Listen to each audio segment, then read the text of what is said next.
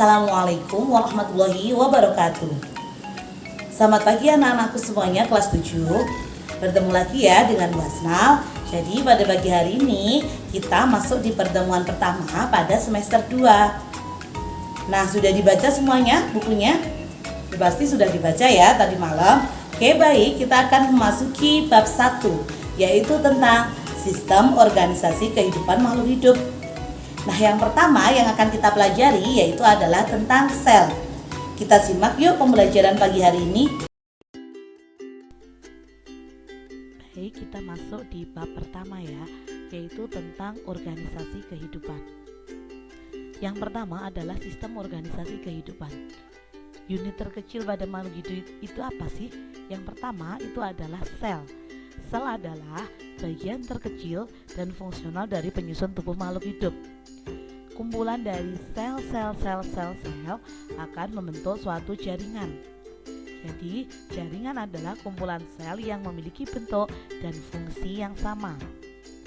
Kumpulan dari jaringan yang saling bekerja sama yaitu akan membentuk organ. Sedangkan kumpulan dari organ-organ yang saling bekerja sama membentuk sistem organ. Kumpulan dari sistem organ akan membentuk suatu organisme, yaitu adalah tumbuhan, hewan, dan manusia. Bagian-bagian penyusun sel.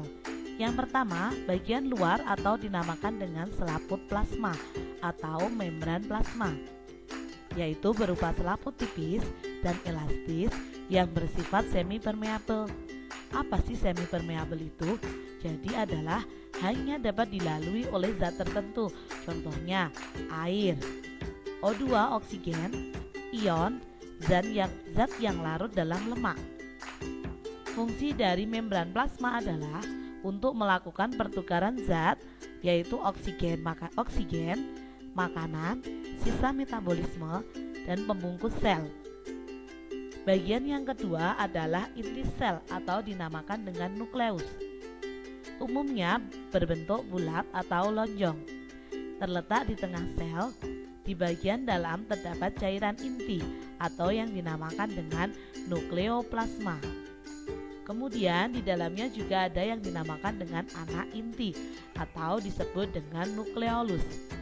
Kemudian juga terdapat satu bagian yang dinamakan dengan kromatin.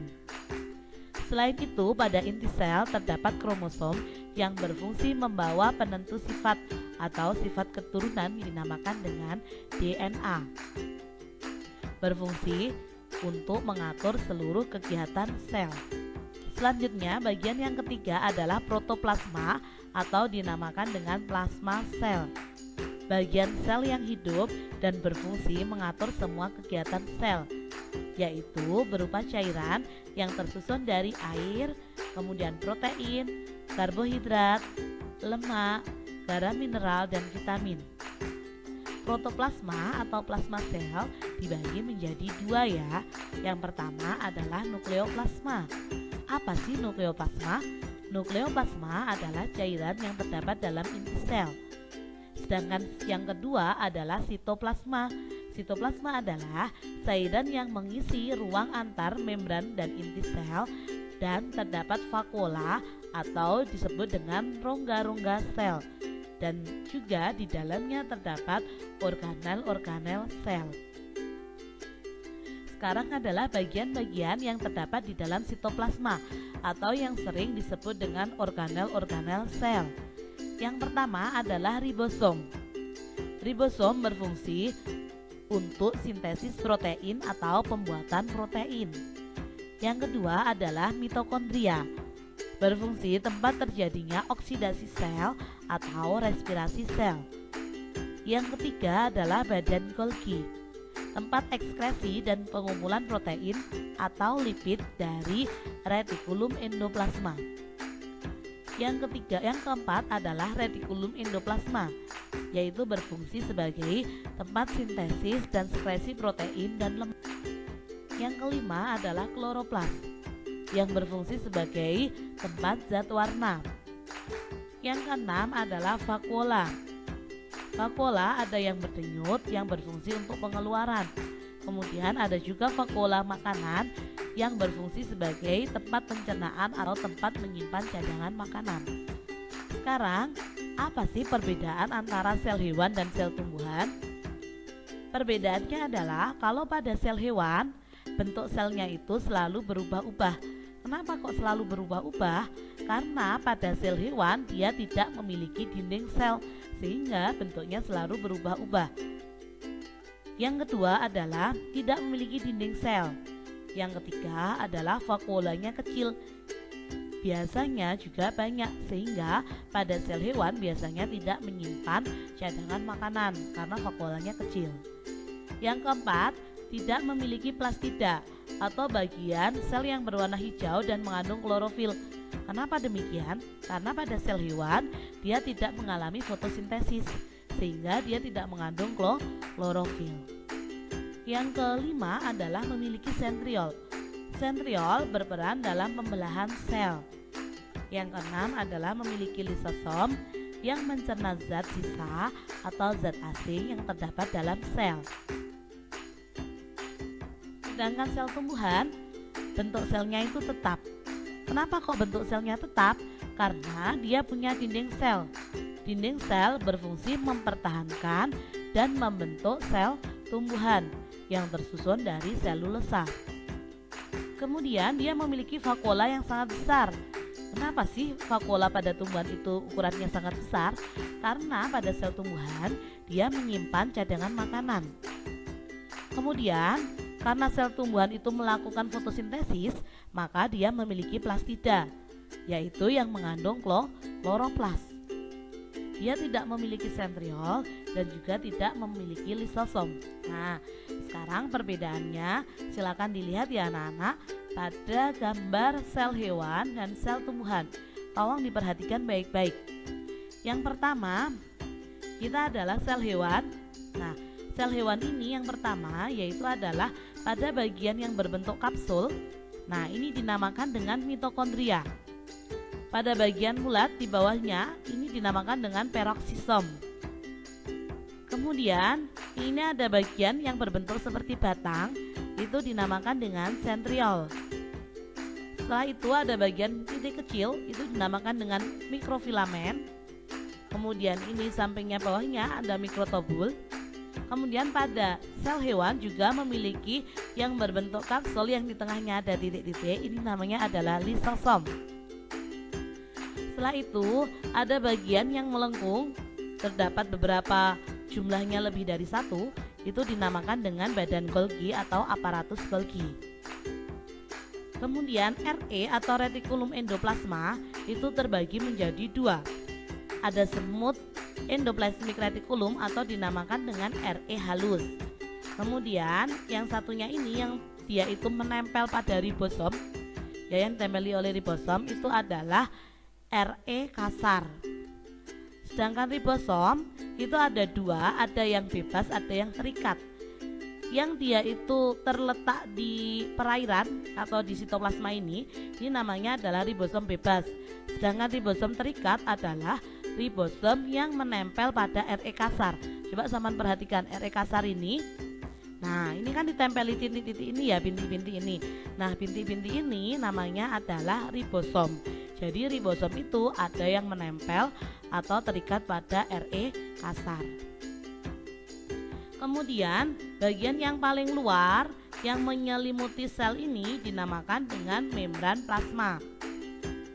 Setelah itu bagian yang paling tengah ini dinamakan dengan nukleus.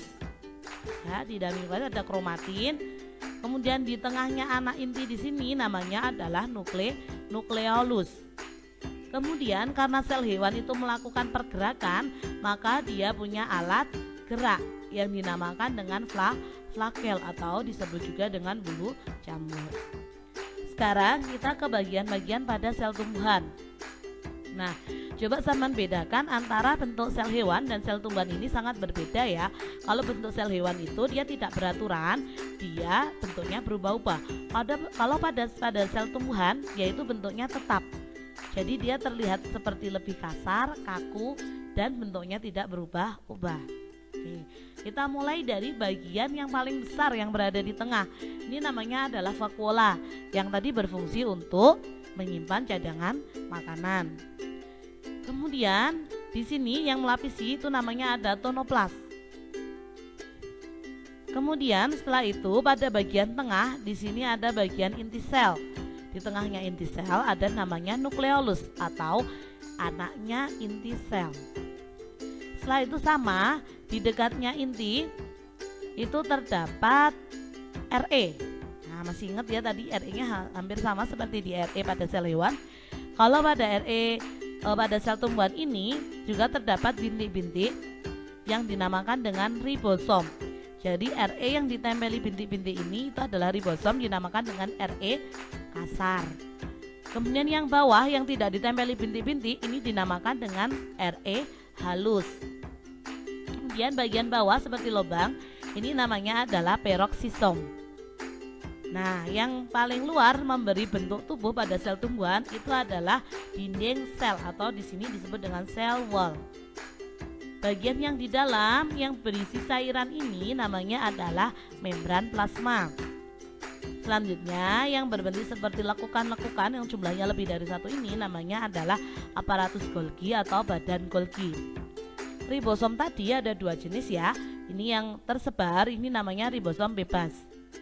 Nah, ingat pada sel tumbuhan dia punya seperti di dinding sel ini terdapat seperti lubang-lubang kecil. Itu adalah namanya plasmodesmata. Selain itu yang membedakan dengan sel hewan, dia juga punya satu bagian yaitu dinamakan dengan kloroplas yang memberi warna hijau pada tumbuhan, digunakan pada proses fotosintesis. Kemudian ini ada kecil-kecil, itu namanya mikrofilamen sama seperti di sel hewan tadi. Kemudian ini ada mikrotubul, kemudian yang bentuknya seperti kapsul yang di tengahnya ada kandungan DNA-nya namanya adalah mitokondria. Lanjut, sekarang adalah kita ke bab jaringan. Jadi kumpulan dari sel-sel akan membentuk suatu jaringan. Jaringan dibedakan menjadi dua, yaitu jaringan pada hewan dan jaringan pada tumbuhan. Jenis-jenis jaringan pada hewan yang pertama ada jaringan otot, yang kedua ada jaringan saraf, yang ketiga ada jaringan penyokong, yang keempat ada jaringan epitel, yang kelima jaringan pengangkut. Sedangkan jaringan pada tumbuhan ada jaringan meristem, jaringan epidermis, jaringan pengangkut, jaringan penyokong, dan jaringan parenkim. Baiklah anak-anakku, sementara kita pembelajarannya sampai bab jaringan dulu ya. Semoga bermanfaat buat sampean semuanya.